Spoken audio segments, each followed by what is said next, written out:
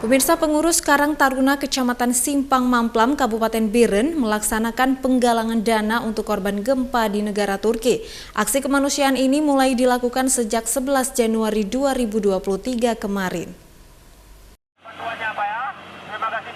Penggalangan dana ini dilakukan oleh pengurus Karang Taruna Kecamatan dan pengurus Karang Taruna Desa yang ada di Simpang Mamplam. Kegiatan itu dilaksanakan di Jalan Nasional Medan Banda Aceh, tepatnya di depan SMA Negeri 1 Simpang Mamplam.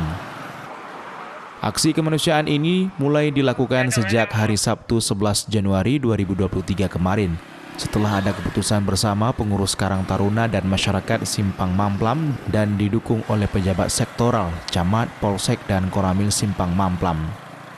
Penggalangan dana dilakukan sebagai bentuk kepedulian terhadap saudara kita di Turki yang terkena musibah gempa pada 6 Februari beberapa hari yang lalu.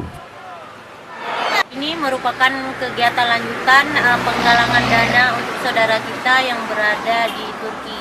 Hari ini merupakan hari kedua, kemarin hari pertama kita melakukan kegiatan penggalangan dana.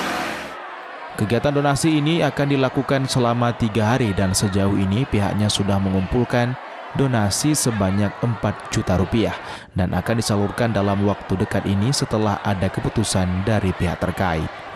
Dari Kabupaten Biren, Musriadi, iNews melaporkan.